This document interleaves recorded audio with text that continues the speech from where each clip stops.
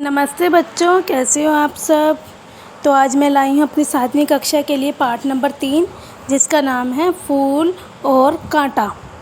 तो इस कविता में कवि ने मनुष्य के गुणों का वर्णन किया गया है।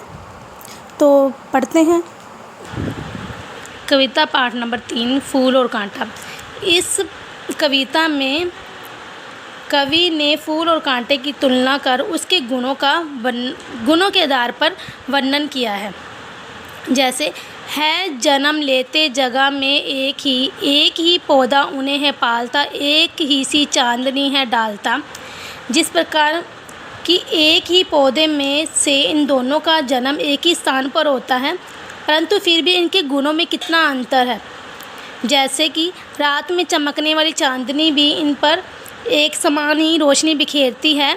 मैं उन पर बरसता एक सी उन पर हवाएं हैं बही, पर सदा ही ये दिखाता है हमें ढंग उनके एक से होते नहीं। कि जो बारिश की जो बूंदें हैं जो इन पर एक समान पड़ती हैं, हवा भी इन पर एक समान ही लगती हैं, फिर भी इनके गुणों में ज़मीन आसमान का फ़र्क देखा जा सकता है।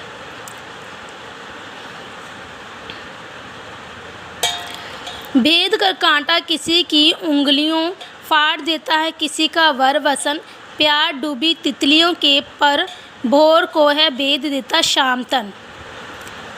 कि कांटे उंगलियों पर चुभते हैं, किसी के बहुमूल्य वर वसन यानी वस्त्र कपड़े, कि किसी के भी जितने मर्जी कीमती हो उनके वस्त्र फाड़ देता है,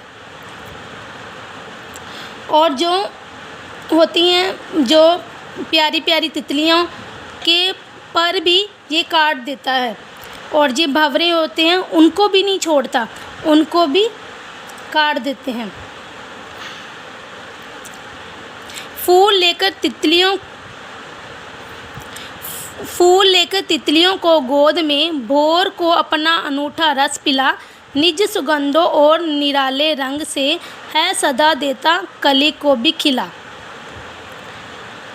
कि इन सभी अवगुण के विपरीत फूल का स्वभाव बहुत अच्छा है, बहुत सराहनीय है। कि फूल तितलियों को गोद में बिठाते हैं, उन्हें अपना रस भौरों को अपना रसपान कराते हैं, और उनके आकर्षक रंगों को देखकर सभी खुश होते हैं, आकर्षित होते हैं। है खटकता एक सब की आँख में, दूसरा है सोता सुर शीश पर, किस तरह है खटकता एक सब की आँख में, दूसरा है सोता सिर शीश पर, किस तरह कुल की बड़ाई काम दे जो किसी में हो बड़पन की कसर। इसमें कवि जी कह रहे हैं कि जिस प्रकार फूल एक तो जो फूल है वह कि भगवान के चरणों में नैवेद्य के रूप में, जब पूजा के रूप में चढ़ाए जाते हैं, ठीक है।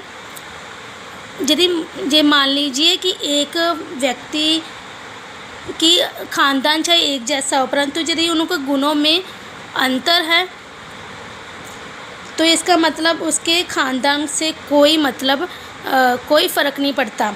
कहने का तात्पर्य कि भले मनुष्य ऊंचे कुल का हो चाहे वो नीचे कुल का, उसका जन्म से स्वभाव अच्छा होगा।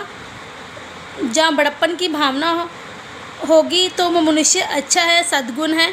यदि उसमें बड़प्पन की भावना ही नहीं है तो वो मनुष्य भी इतना अच्छा नहीं है।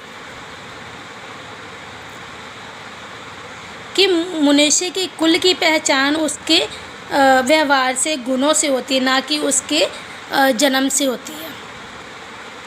इस प्रकार कविता में ये बताया गया है कि मनुष्य को हमेशा उसके अच्छे गुणों से पहचाना जाता है, ठीक है।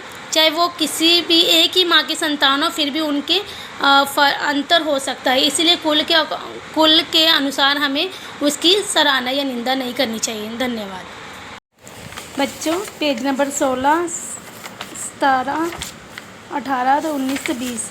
बच्चों इनको करने की आपने कोशिश करनी है। यदि किसी तरह की समस्या हो तो आप मुझसे पूछ सकते हो। धन्यवाद।